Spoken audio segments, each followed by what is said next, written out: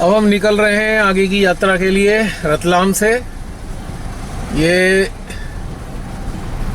9:09 का समय हुआ है और हम चल दिए हैं। अब देखें आगे की यात्रा हमारी।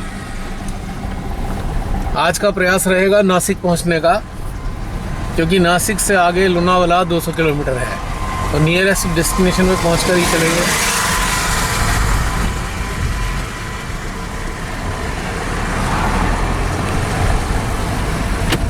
अच्छा था, स्टे कंफर्टेबल था।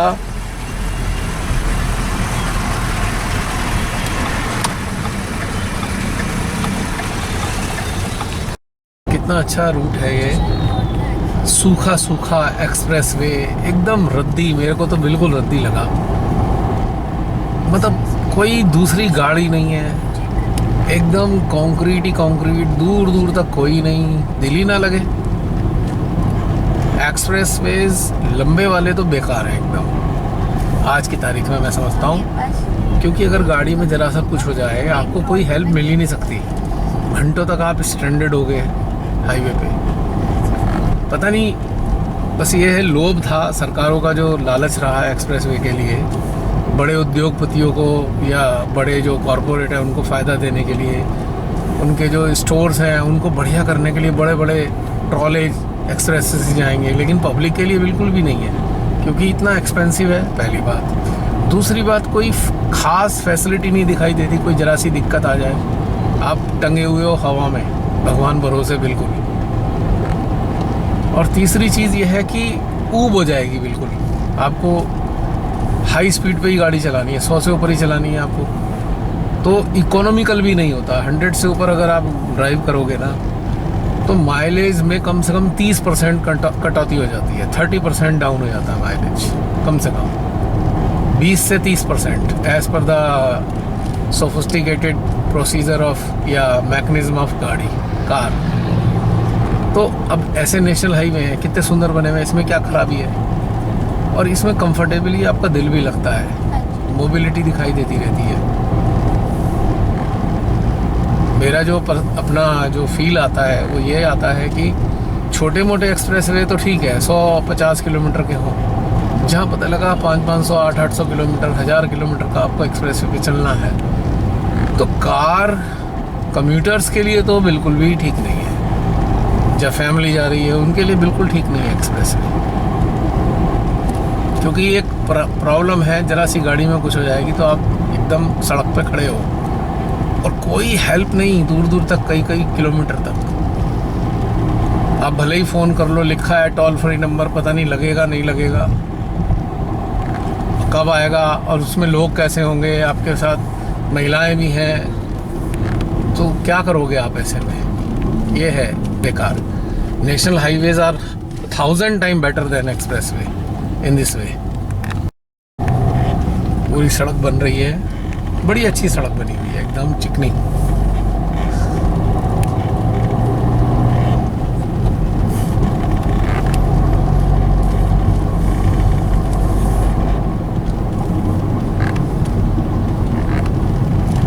एक बात और है कि सवाई माधोपुर तक तो थोड़ा कहीं कहीं 50-100 किलोमीटर पे पेट्रोल पंप दिख भी रहा था। सवाई माधोपुर के बाद तो पेट्रोल पंप ही नहीं दिखा हाईवे पे, एक्सप्रेसवे पे। जो एक्सप्रेसवे 4 है उस पर कहीं पेट्रोल पंप नहीं, और सुविधाएं जो कहने की थी, बस बिल्डिंग बनी हुई है, लेकिन बाकी कुछ नहीं दिख रहा। बिल्डिंग में भी कोई नहीं है, उजाड़ पड़े हुए हैं, कहीं अधकचरी है, आधी अधूरी बिल्डिंग बनी हुई है। तो कहने का मतलब ये है कि ये डेवलप नहीं है आज की तारीख में, बिल्कुल भी डेवलप नहीं है, और लोग जाना नहीं पसंद कर रहे इसी कारण से। और जो इधर के आसपास के 100-200 किलोमीटर में रहने वाले लोग होते हैं, वो तो एक्सप्रेसवे यूज़ ही नहीं करते हैं, क्योंकि गाड़ियाँ ही नहीं देखी मैंने उस पर। एक आध गाड़ी बड़ी मुश्किल से कोई दिख जाए तो दिख जाए। रतलाम और नासिक के बीच में रामपुरिया जगह आती है, वहाँ पे इंद्रपुरिया या रामपुरिया, इंद्रपुरिया में खाना खाया अभी। अच्छा, वो पूछ ढाबे का नाम, एक जगह का रामपुरिया। और उससे कितना खूबसूरत रास्ता शुरू हो गया है ये, देख के बस पहाड़ों की माउंटेन्स याद आ रहे हैं इस रूट को देखकर। मजा आ रहा है। ड्राइविंग का असली प्लेजर है नेशनल हाईवे पे। एक्सप्रेस वे को तो भूल के भी मूव नहीं करना चाहिए उधर, बोरिंग।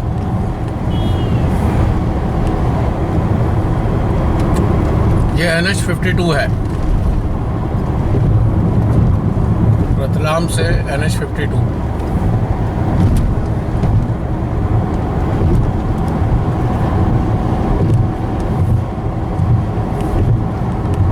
लाजवाब रूट।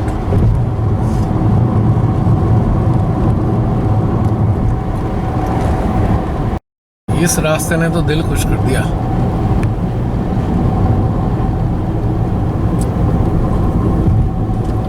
वन्य प्राणी विचरण क्षेत्र।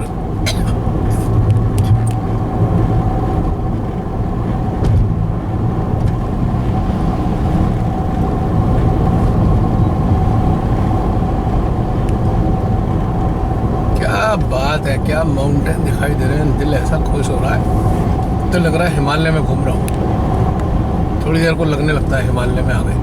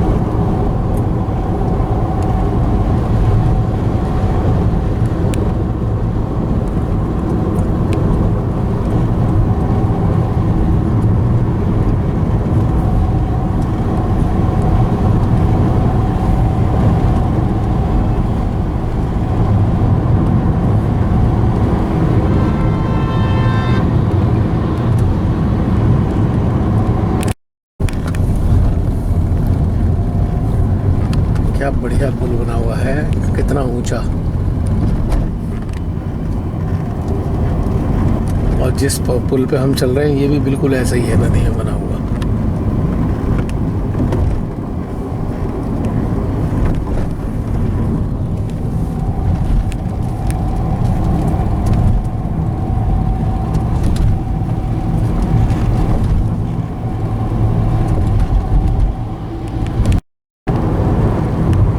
लश ग्रीन बेल्ट है ये, मतलब इतना अच्छा हाईवे है, एकदम दिल खुश हो गया यहाँ।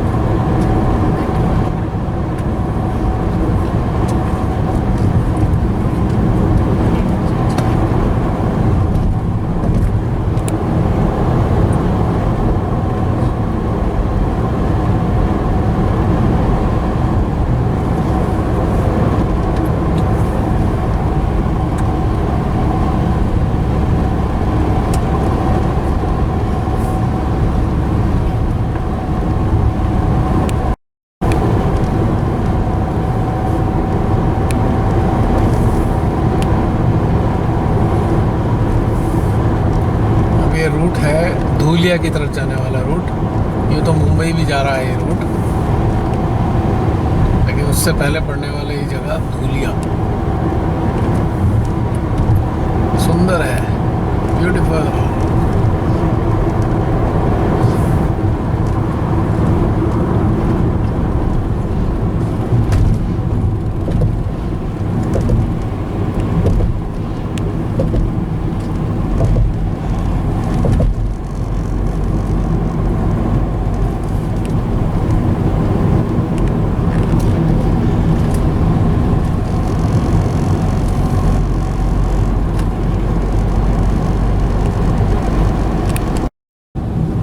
फिर एक सुंदर सा रास्ता आ गया। हा प्लेटोस के बीच में काटा हुआ रास्ता है, प्लेटोस को काट कर बनाया हुआ है। बहुत ही सुंदर रास्ता है, मैं दिल खुश हो गया इस रास्ते में आके, लाजवाब। और यहाँ के स्पीड ब्रेकर बड़े खराब हैं। ये पूरी तरीके से ऐसे नाव बना देते हैं गाड़ी की कि लहरों पे कूदती हुई चलती है गाड़ी।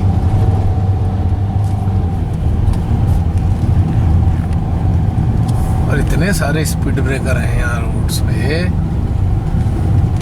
एमपी तो ऐसा लगता है स्पीड ब्रेकर का ही राज्य है, थोड़ी थोड़ी दूर में।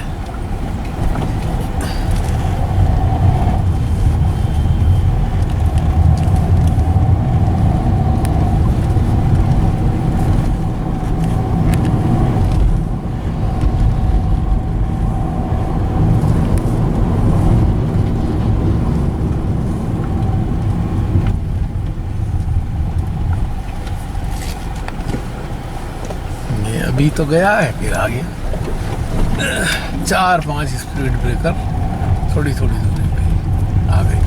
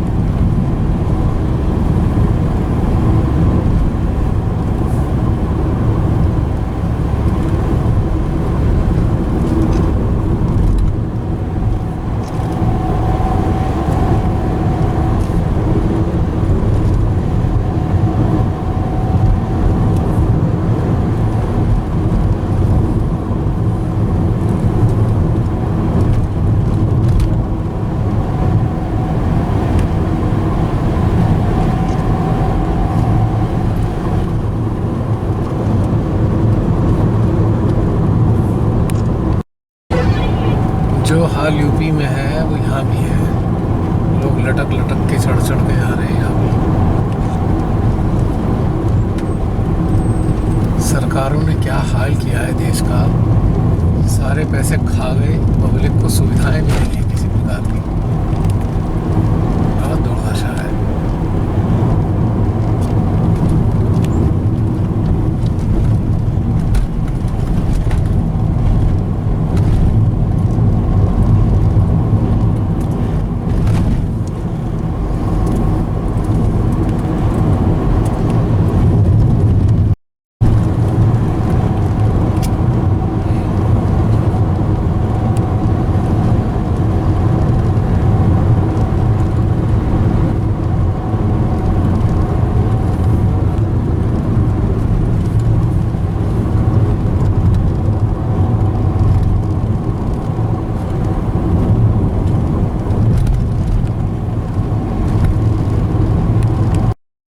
चालू हुआ है NH60।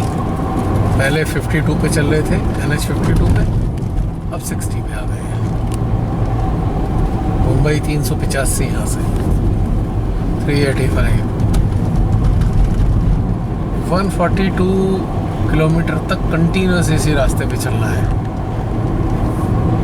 और नासिक अभी जगर से रह गया लगभग 210 किलोमीटर, यानी कि लास्ट में ही जाकर ये बदलेगा मुंबई वाले रूट से। ऑलमोस्ट मुंबई वाले रूट पे ही रहेंगे हम।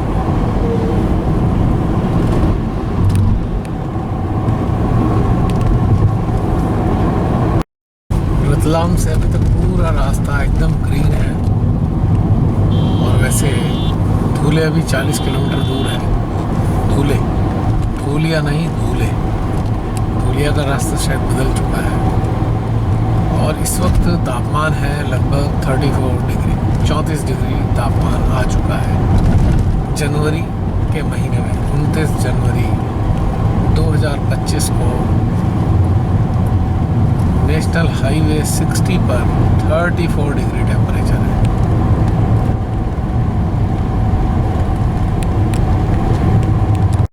एक चीज़ यहाँ नोटिस की मैंने, इधर इस रूट पे 30-30, 40-40 किलोमीटर पे टॉल है।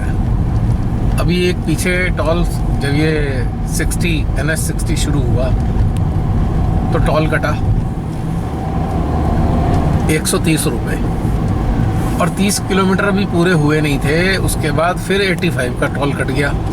यानी कि 130 और 85, 215 रुपये 30 किलोमीटर के अंदर कट गए। आप देख लीजिए। और हमारे परिवहन मिनिस्टर ये महाराज कहते हैं कि 60 किलोमीटर से पहले कोई टोल नहीं गेट होगा। इस रूट पे तो हर 30-40 किलोमीटर पे टोल आ रहा है। ये हालत है यहाँ। ये जो सत्ता में बैठी सरकार है, ये अखबारों में कुछ निकालती है, इसीलिए कहते हैं ये जुमला सरकार। बोलेंगे कुछ और करेंगे कुछ। यानी कितनी बड़ी आइटम जा रही है ये इसमें, ये समझ नहीं आया क्या आइटम है इतनी बड़ी। कोई आउटर है मशीन का। अरे कितना छोटा सा एक मट्टी का पहाड़।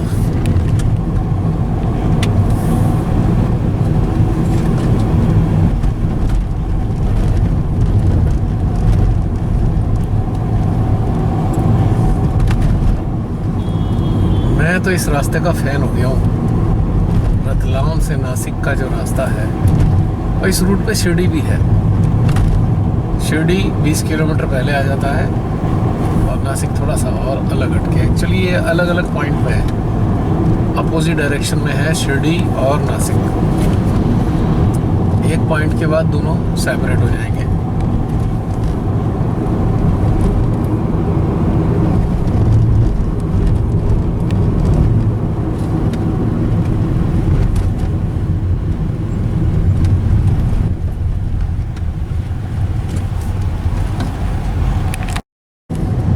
खूबसूरत सा मट्टी का पहाड़ है। मुझे लगता है इसकी हाइट लगभग 300-350 फीट तो होगी। ना दिखाई दे रहा है। अच्छा, ऊपर कोई फोर्ट है ये तो। ओह, ये फोर्ट है ऊपर, कोई पहाड़ नहीं है। ऊपर झंडियाँ दिखाई दे रही थी।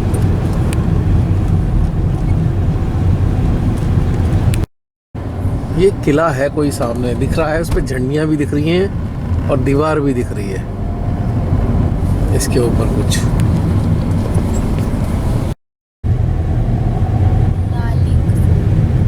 लालिंग फोर्ट है। लालिंग। अच्छा, दिस इज लालिंग फोर्ट।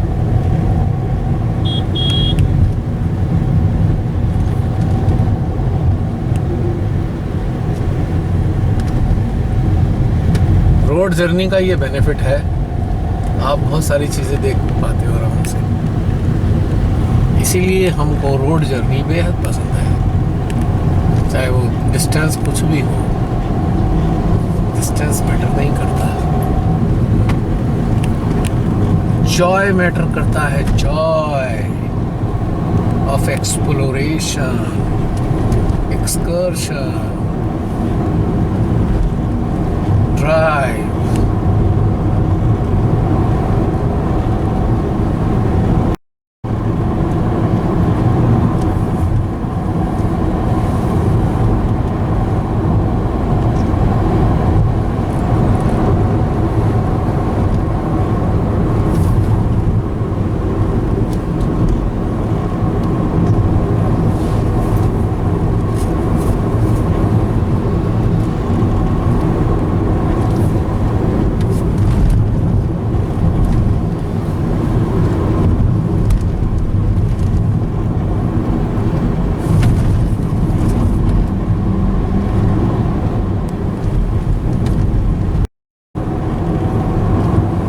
क्या सड़क है ऊपर चढ़ती हुई, वाह लाजवाब।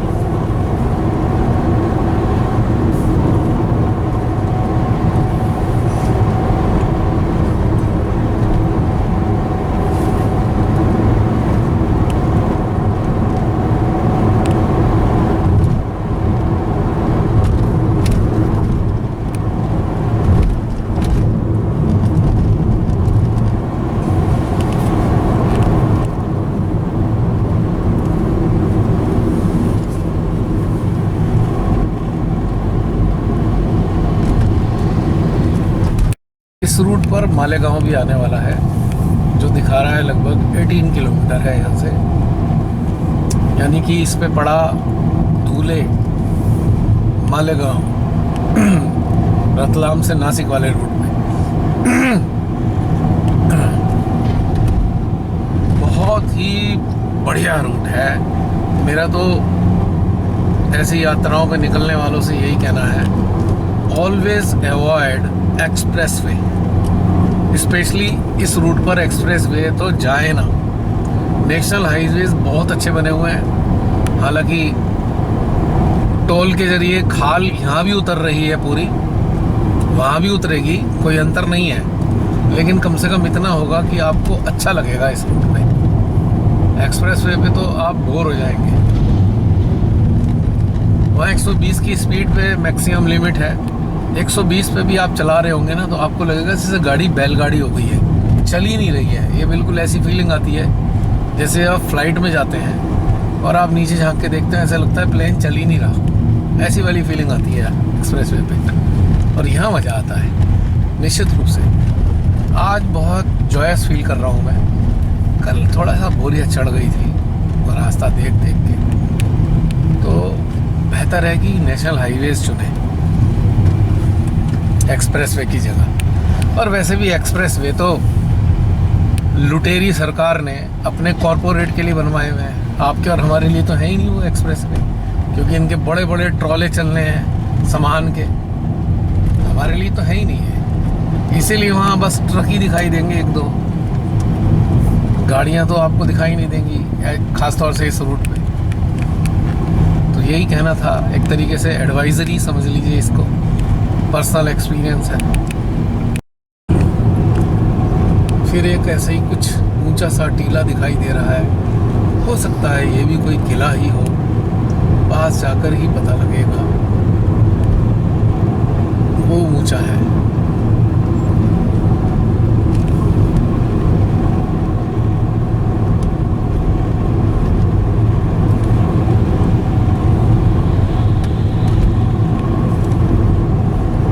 वो सामने सुंदर सुंदर दृश्य है।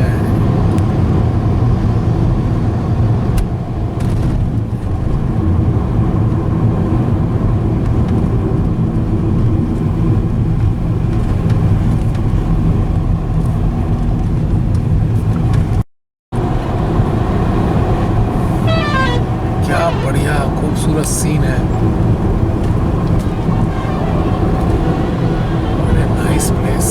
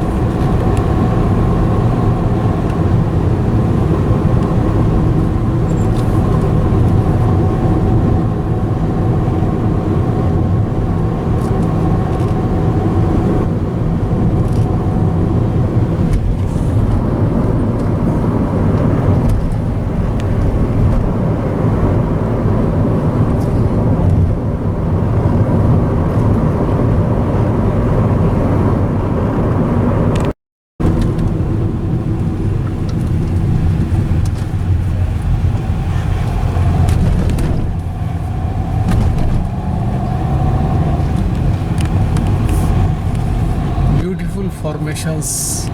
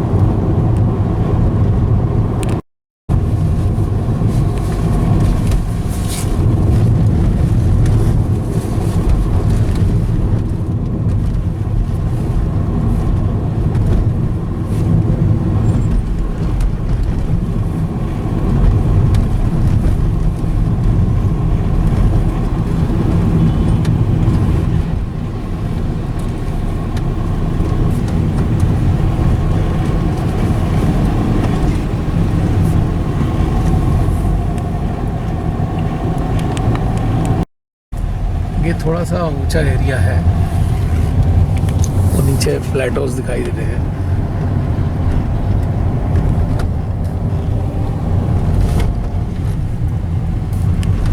पचास 100 मीटर ऊपर चढ़े हैं इसमें यहाँ पे।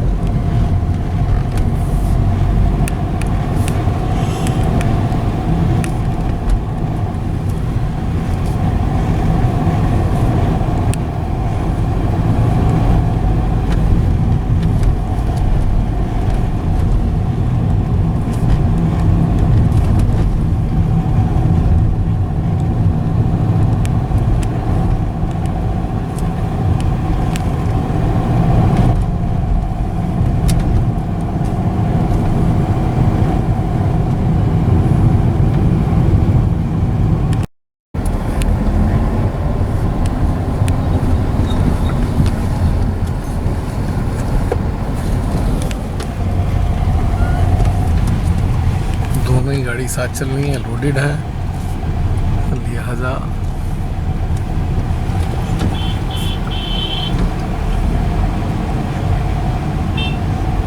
रास्ता मिलना मुश्किल हो जाता है ऐसे में।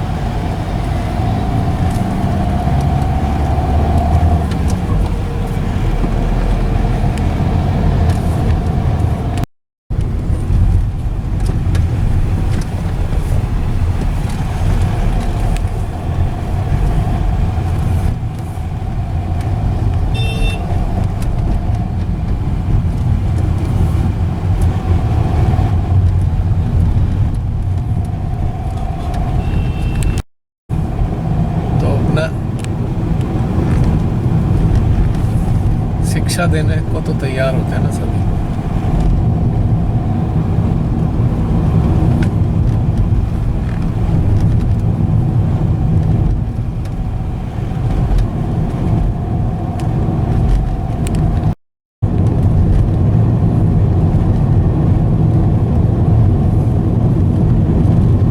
इतना सुंदर रास्ता, कितनी तारीफ की जाए उतनी कम।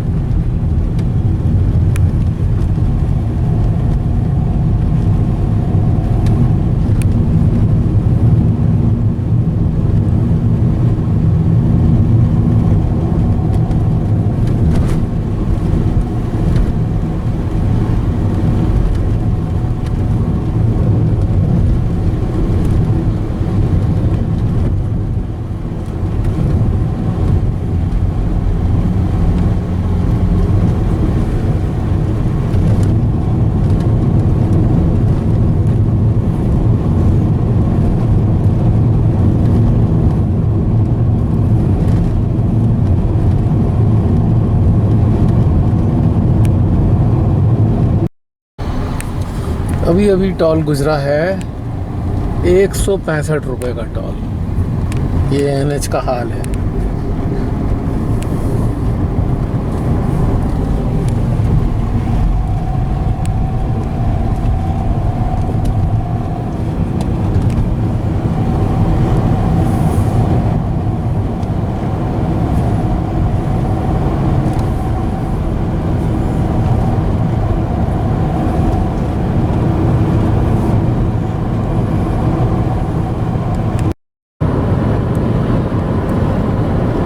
पेड़ आ गए।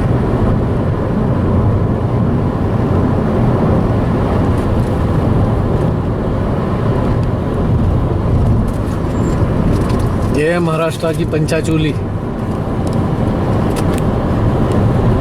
ओ पीछे पंचाचूली महाराष्ट्र की। पास करके दिखाता हूँ अगर दिख जाए तो।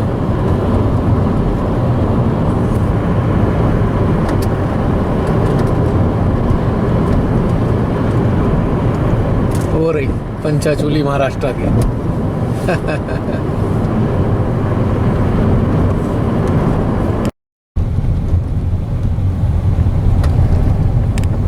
पंचाचूली ऑफ महाराष्ट्र।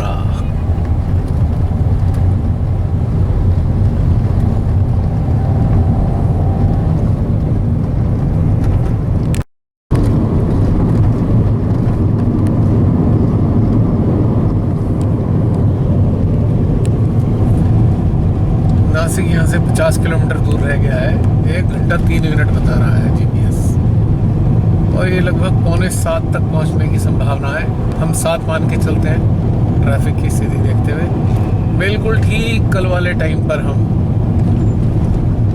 नासिक पहुँच जाएँ। कल भी 7 बजे पहुँच गए थे हम रतलाम में। आज भी यही उम्मीद है, लेकिन एक अंतर दिखाई दे रहा है। कल 7 बजे लगभग अंधेरा सा हो गया था, लेकिन आज लक्षण नहीं दिख रहे कि अंधेरा होगा। मुझे लगता है यहाँ अंधेरा 7:30 से पहले होगा नहीं की बात, क्योंकि सूरज इतना प्रखर है इस वक्त। पौने 6 बजे सूरज की ये स्थिति है, तो इतने बजे अंधेरा तो नहीं होने का। थोड़ी देर में सनसेट हो जाएगा। सुंदर दिख रहा है सूर्य।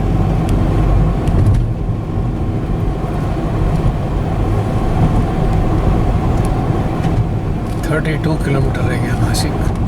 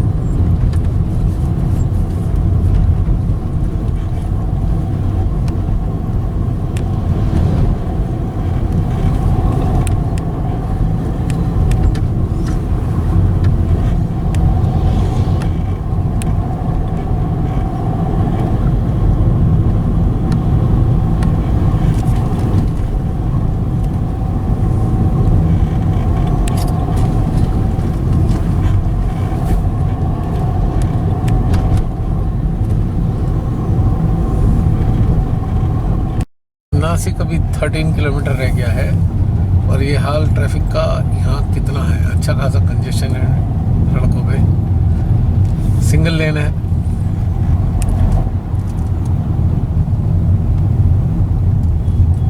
और गलत सलत ओवरटेकिंग भी पूरी है, जैसे कि हमारे क्षेत्र उत्तर प्रदेश में भी होती है। और एक इंटरेस्टिंग बात मैं बताना चाहता हूँ आप सबको। जब से मैं चला हूँ इधर से जयपुर के आसपास क्रॉस किया, यूपी नंबर की गाड़ी अभी तक दिखाई नहीं दी मुझे। यूपी वाले इधर दिखाई नहीं देते, ऐसा लगता है। अभी तक एक भी यूपी नंबर दिखाई नहीं दिया है। इंटरेस्टिंग फैक्ट है।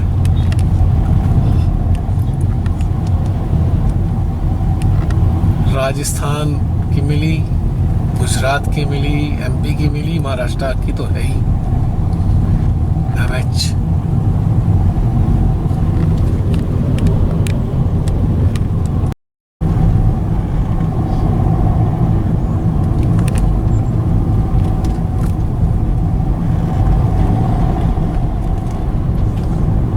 शेड मजेदार लग रही है। वो सामने शेड है डार्क, उसके ऊपर पिंक।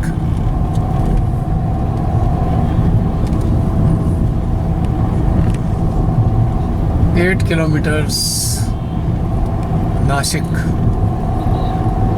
पहले हम इसे नासिक कहते थे, एक्चुअल में नाशिक है, शाह नाशिक। मंदिरों के लिए फेमस है ये और अंगूर के लिए और वाइन फैक्ट्रीज के लिए। वाइन डिस्टिलरीज यहाँ बहुत सारी हैं, क्योंकि अंगूरों की खेती अच्छी होती है यहाँ, इसलिए वाइन वाली खूब यहाँ पर है।